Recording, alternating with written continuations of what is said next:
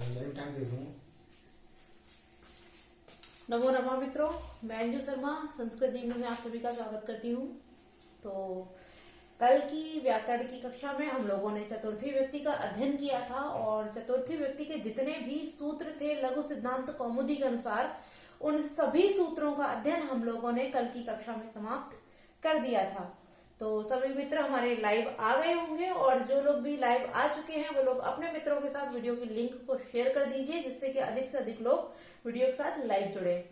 और मैं सभी लोगों से बोलना चाहूंगी, यदि आप सभी को वीडियो अच्छी लगती है तो आप लोग लाइक अवश्य किया कीजिए, क्योंकि आप लोग वीडियो देखते हैं, कमेंट भी करते हैं, किंतु वीडियो को लाइक नहीं करते हैं।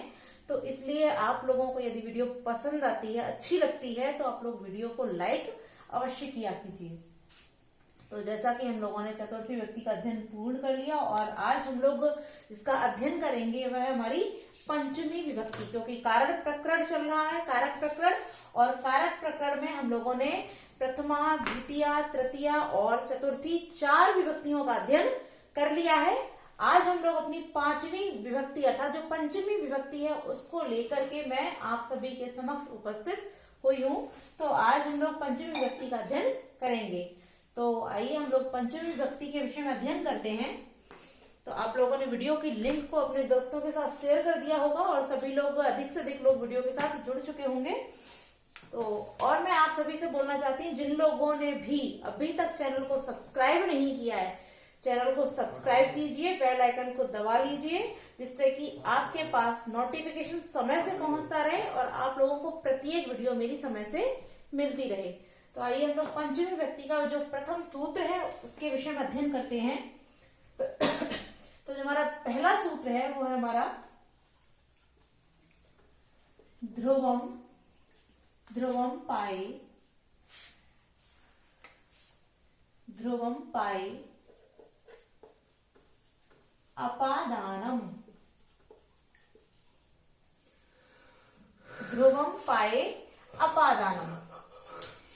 अब इस सूत्र में क्या बोला गया है, यहाँ पहले हम सूत्र के विषय में ही डिस्कस कर लेते हैं, उसके बाद में जो उसकी परिभाषा है उसको जानेंगे। तो इस सूत्र से ही इसके संपूर्ण अर्थ को जान लेते हैं पहले। तो यहाँ लिखा हुआ ध्रुवम पाए अपादानम। ध्रुवम अर्थात जो हमारा ध्रुव अर्थात जो केंद्र होता है उसको क्या हम अवधि भी बोल सकते हैं, कि जिससे अवधि जो अवधि के अनुसार बना होता है उसके अपाय, अपाय कहते हैं विश्लेष, वियोग या अलग होने को हम अपाय कहते हैं। तो अपाय में जो अवधि बना होता है अर्थात केंद्र होता है, जो केंद्र होता है, ध्रुव, ध्रुव किसी भी चीज को आप देखते हैं, ध्रुव होना, ध्रुव अर्थात केंद्र बिंदु होना, तो वही केंद्र से मतलब है अर्थात जो अवधि बना होता है किसमें, अपाय से। अपाय तात्पर्य बता दिया, वियोग अलग होना, उससे विश्लेष, श्लेष का मतलब होता है चिपकना, किंतु विश्लेष का मतलब होता है अलग होना। तो यहाँ विश्लेष का ही अर्थ आ जाता है कि अपाय माने विश्लेष या अलग होना। तो अलग होने के अर्थ में अर्थात वियोग के अर्थ में जो ध्रुव होता है, जो केंद्र होता है, जो अवधि बनता है, उसकी अपादान संज्ञा, उसमें अपादान संज्ञा हो जाती है। अब ये सूत्र जो है वो हमारा कौन सा सूत्र है, वो कैसा सूत्र है, वो हमारा संज्ञा सूत्र है, संज्ञा सूत्र है। यह जो हमारा सूत्र है वो संज्ञा सूत्र है। आप लोग इस चीज को भी ध्यान रखते जाइए, क्योंकि कहीं कहीं कभी कभी जो एलटी की परीक्षा होती है उसमें यही पूछ देते हैं कि ये जो सूत्र है ये संज्ञा सूत्र है या विधि सूत्र है। तो आप लोग इस चीज को भी नोट करते चलिए, क्योंकि ये जो ध्रुवम पाए अपादान सूत्र जो हमारा है वो संज्ञा सूत्र है। अब हमने जान लिया कि ये जो इसके अर्थ को भी जान लिया, किंतु इसकी जो परिभाषा है हम उसको लिख लेते हैं, फिर उसके अर्थ को भी जान लेते हैं। तो क्योंकि अर्थ तो इसका यही निकल के आएगा, आप परिभाषा लिखते हैं तब भी यही अर्थ निकल के आएगा, किंतु हम परिभाषा लिख लेते हैं जो कि लघु सिद्धांत कौमुदी में दी गई है उस परिभाषा को। तो इसकी जो परिभाषा है वो हो जाएगी अपायो, अपायो, अपाय मैंने बता दिया वियोग, विश्लेष या अलग होना, विश्लेष, विश्लेष तस्मिन् अपायो विश्लेष तस्मिन् साध्ये साध्ये यद ध्रुवम, यद ध्रुवम अवधिभूतम, अवधिभूतम कारकम, कारकम तदुपादानम स्यात्, तदुपादानम स्यात्।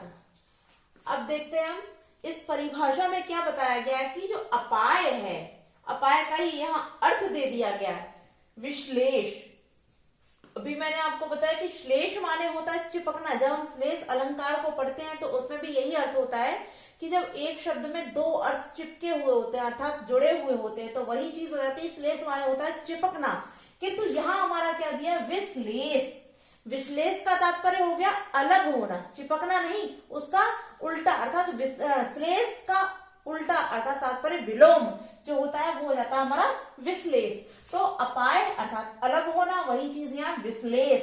अलग होना, वियोग होना, विछोह होना या फिर किसी से अलग होना। तस्मिन उसके साध्य माने साधन में, यद ध्रुवम जो ध्रुव है। अब ध्रुव क्या है, अवधिभूतम जो अवधिभूत होता है, उस अवधिभूतम कारकम जो अवधिभूत होता है, कारक जो अवधिभूत कारक होता है, तद अपादानम स्यात्। तद माने उसकी, अपादानम स्यात् अपादान संज्ञा हो जाती है। तो जो अर्थ अभी हमने केवल सूत्र से पढ़ा था, मैंने आपको पहले ही बोल दिया था मैं सूत्र से ही पूरी परिभाषा इसकी क्लियर कर दूंगी, तो वही चीज है, वही यहां निकल के आया कि जब किसी का किसी से वियोग होता है, विछोह होता है, विश्लेष होता है, अलग होते हैं, अपाय होता है, तो उसके जो ध्रुव होता है अर्थात अवधि को जो बताता है उस कारक की ही अपादान संज्ञा हो जाती है।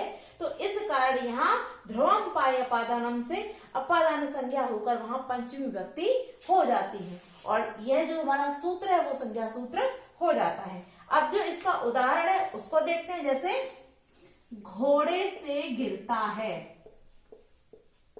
घोड़े से गिरता है। अब हमने ये देखा कि यहाँ जो गिर रहा है गिरने के बाद, क्योंकि पहले वो घोड़े पर था और घोड़े से जब गिरता है तो क्योंकि जो घोड़ा है उससे वह गिरने के पश्चात उस घोड़े से वो विश्लेष हो रहा है, तात्पर्य उस घोड़े से वो अलग हो रहा है। अलग होने के कारण अब वो किससे अलग हो रहा है, घोड़े से। तो यहाँ जो अवधिभूत है, जो ध्रुव है, जो केंद्र है जिससे वह अलग हो रहा है, वो कौन हो गया, वो घोड़ा हो गया। तो घोड़ा ही अवधिभूत होने के कारण इस घोड़े में ही, इस घोड़े की ही क्या हो जाएगी, अपादान संज्ञा हो जाएगी। तो इसका जो क्योंकि यहाँ जब अपादान संज्ञा हो गई तो अपादान जो कारक हमारा होता है वो पंचमी व्यक्ति का होता है, तो यहाँ जो घोड़ा है इसमें पंचमी व्यक्ति प्रयुक्त हो जाएगी अर्थात पंचमी व्यक्ति का विधान हो जाएगा। तो हमारा जो इसका रूप बनेगा वो क्या हो जाएगा, अस्वात, अस्वात। अब क्योंकि अश्व से ही मैंने अभी बताया घोड़े से ही अलग होने के कारण इस घोड़े की ही अपादान संज्ञा हो जाने से यहाँ पंचमी का विधान कर दिया गया है और गिरने के लिए हो जाती है हमारी पतति। तो जो इसका रूप बन गया वो क्या हो जाएगा, अश्वात पतति। ठीक है, अब एक और उदाहरण है वो भी हम इसका देख लेते हैं। जैसे वृक्ष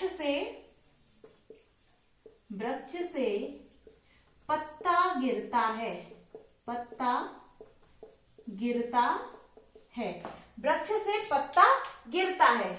यहाँ जो घोड़ा था वो गतिमान था, चल था, इसलिए यहाँ जो अस्वात पतति, यहाँ जो हुआ है अस्वात, यहाँ भी ध्रुव था। यहाँ जो वृक्ष है जिससे पत्ता गिर रहा है यहाँ भी विश्लेष हो रहा है, यहाँ भी वो अपाय अर्थात यहाँ भी अर्थ अपाय का ही निकल के आ रहा है, क्योंकि जो वृक्ष है उससे पत्ता अलग हो रहा है, विश्लेष हो रहा है। तो वृक्ष से अलग होने के कारण, क्योंकि वृक्ष से ही पत्ते का विश्लेष हो रहा है, तो इस वृक्ष की ही अपादान संज्ञा हो जाएगी। तो इसका भी क्या हो जाएगा, इसका जो वृक्ष में जब पंचमी लगाएंगे तो हो जाएगा हमारा वृक्षात पर्णम पर्णम पतति।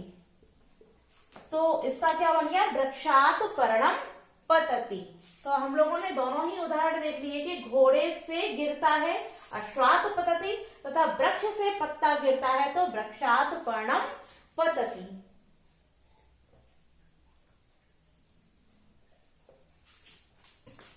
अब हम लोग वैसे तो ये आपका जो सूत्र है उसके उदाहरण से सूत्र बिल्कुल क्लियर हो गया होगा। आप चाहें तो एक और उदाहरण हम देख सकते हैं, जैसे कि उसको लिख लेते हैं, धावतो धावतो अश्वात धावतो अश्वात पतति पतति। तात्पर्य, धावतो दौड़ते हुए, अश्वात माने घोड़े से, पतति माने गिरता है, तो दौड़ते हुए घोड़े से गिरता है। तात्पर्य वही हो गया कि यहाँ घोड़े से गिरता है, यहाँ दौड़ते हुए, किंतु जो अर्थ निकल के आया वो यही है क्योंकि अश्व से गिरने के कारण उसका अश्व से ही विछोह हो रहा है, वियोग हो रहा है, तात्पर्य अलग हो रहा है, इसलिए अश्व की ही क्या हो जाएगी, अपादान संज्ञा। तो यहाँ जो अश्वात, वृक्षात और अश्वात, इनमें जो अपादान संज्ञा हुई है वो हमारे किस सूत्र से हुई है, ध्रुवम पाए अपादान से। ठीक है, क्लियर हो गया सभी का। अब हम लोग अपना जो अगला सूत्र है उसको भी देखते हैं, क्योंकि पंचमी में विभक्ति का पहला जो प्रथम सूत्र था उसको हम लोगों ने क्लियर कर लिया है। जो हमारा अगला सूत्र है, अगला सूत्र है हमारा अपादाने पंचमी। अपादाने पंचमी। अब जिस प्रकार हम लोगों ने चतुर्थी संप्रदाने पढ़ा था उसी प्रकार से यहाँ भी जो हमारा सूत्र है वो अपादाने पंचमी है। और इन सभी सूत्र जैसे कर्मणि द्वितीया और अपादाने पंचमी, चतुर्थी संप्रदाने, इन सूत्रों के समय मैंने आप सभी को बताया कि जो अनभिहित होता है, तात्पर्य जो अनुक्त होता है, जो अविवच्छित होता है, उसी की वही संज्ञा हो जाती है जिस सूत्र के विषय में बोला जा रहा है। जिस प्रकार हम बोलते हैं अपादाने पंचमी, तो अपादान कारक के अनिभिहित होने पर, तात्पर्य अनुक्त होने पर अथवा अविवच्छित होने पर उसकी पंचमी विभक्ति अर्थात उसमें क्या हो जाएगी, पंचमी विभक्ति हो जाएगी। लिख लेते हैं इसको। पहले हम यही बता देते हैं, ये सूत्र जो हमारा ये विधि सूत्र है, विधि सूत्र। हम लिखते हैं इसका अनभिहित, अनभिहित, तात्पर्य अर्थ जो इसका दूसरा होता है वो होता है हमारा अनुक्त, अनुक्त। अपादान में, अपादान में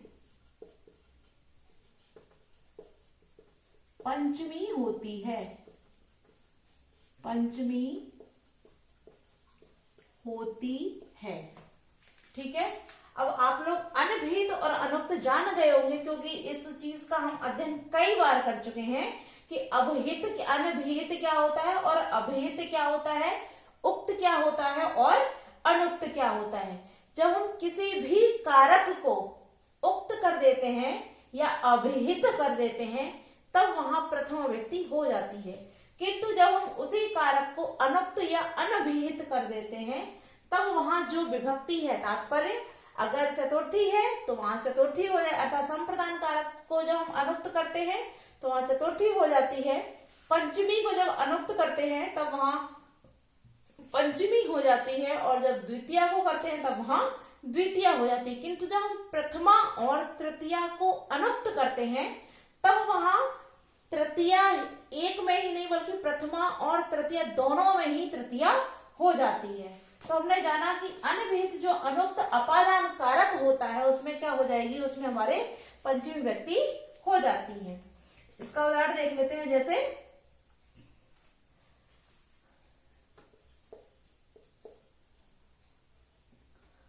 इसका जो उदाहरण है वो हमारा हो जाए गांव से जाता है, गांव से जाता है।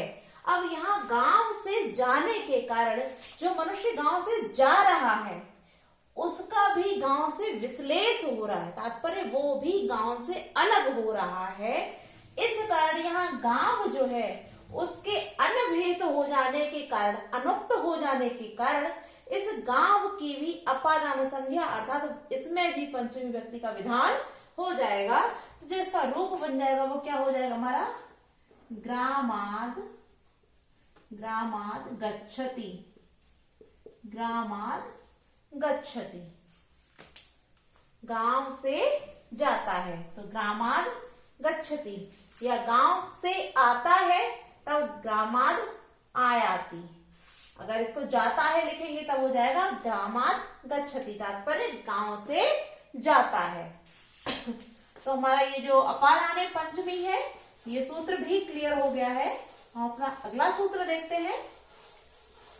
तो हमारा अगला सूत्र है वो सूत्र नहीं बल्कि वार्तिक है। तो हम पहले वार्तिक का अध्ययन कर लेते हैं, क्योंकि लघु सिद्धांत कौमुदी के अनुसार हम क्रम से चल रहे तो जो पंचमी व्यक्ति में आता है तो वार्तिक है, उस वार्तिक को हम जानते हैं। और क्योंकि आप सभी लोगों को मैं बता चुकी हूँ जो हमारे वार्तिककार हैं, तो कौन है वो वार्तिककार, वार्तिककार हमारे कात्यायन है। तो जो वार्तिक उन्होंने लिखा है उसको हम जान लेते हैं, जुगुप्सा विराम, जुगुप्सा विराम प्रमादार्था नाम मुपसंख्यानम, संख्यानम।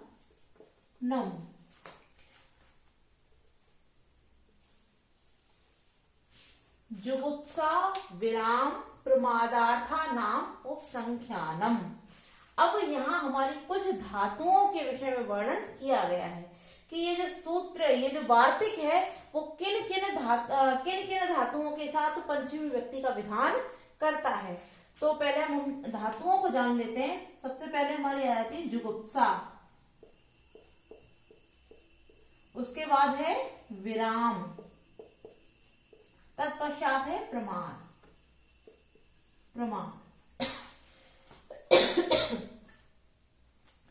अब हम देखते हैं कि ये जो हमारी धातुएं हैं, इन धातुओं के आने पर जो हमारे वाक्य है उनमें पंचमी व्यक्ति हो जाएगी। किसके अनुसार, इस वार्तिक के अनुसार, जुगुप्सा विराम प्रमादार्था नाम उपसंख्यानम। इस वार्तिक के अनुसार इन धातुओं के योग में पंचमी का विधान कर दिया जाएगा। अब क्योंकि जुगुप्सा माने होता है घृणा करना, घृणा करना, विराम माने होता है रुकना, रुकना, हटना या थमना। किसी चीज से पीछे हट जाते हैं, रुक जाते हैं या थम जाते हैं तो उसके लिए विराम बोलते हैं। अगला जो हमारा प्रमाद, तो प्रमाद का तात्पर्य होता है लापरवाही करना, लापरवाही करना या फिर ध्यान न देना, ध्यान न देना। और इसको सबसे सिंपल भाषा में यदि हम जानना चाहें तो हमारा हो जाएगा आलस्य करना। ठीक है, तो हम लोगों ने क्या जाना कि घृणा का जो तात्पर्य है अर्थात जो उसका अर्थ है वो जुगुप्सा का जो अर्थ है वो होता है घृणा करना। विराम का तात्पर्य होता है रुकना, हटना या थमना। प्रमाद का तात्पर्य होता है लापरवाही करना, ध्यान न देना या फिर आलस्य करना। तो तीनों धातुओं का हमने अर्थ जान लिए। तो इनमें से कोई भी या किसी के समानार्थक या ये धातुएं जो आती हैं तो उनके योग में भी वहां पंचमी व्यक्ति का विधान कर दिया जाता है। ये हमारे वार्तिककार कात्यायन के द्वारा बताया गया है। अब इसका जो उदाहरण है हम उसको भी जान लेते हैं, क्योंकि इनके अर्थों को हम लोगों ने क्लियर कर लिया है। इनके जो उदाहरण है वो लिख लेते हैं। जैसे पाप से, पाप से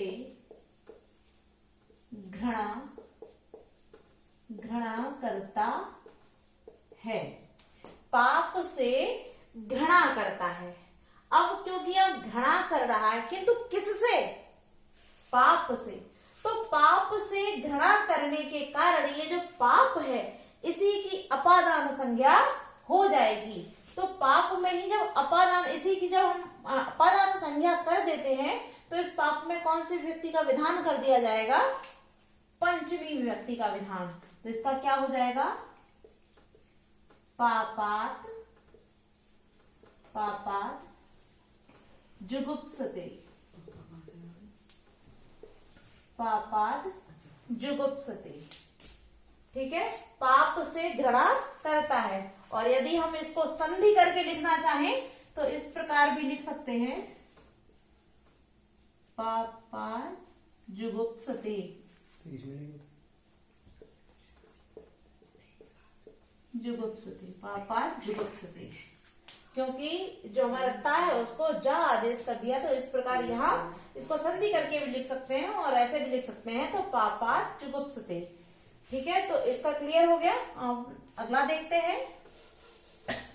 इसी सूत्र का जो अगला उदाहरण है उसको देखते हैं। तो इसका जो दूसरा उदाहरण है वो है धर्म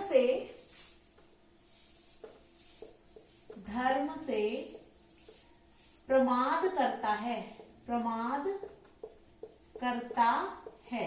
अब यहाँ तात्पर्य कि धर्म से आलस्य करता है। तो जब धर्म से वो आलस्य कर रहा है या प्रमाद कर रहा है तो किससे कर रहा है? धर्म से कर रहा है। और धर्म से करने के कारण यहाँ जो धर्म है इसी की अपादान संज्ञा हो जाएगी। तो इसका जो रूप बन जाएगा तात्पर्य, इसका जो संस्कृत में वाक्य बनेगा वो क्या हो जाएगा हमारा? धर्मात् प्रमाद्यति, प्रमाद्यति।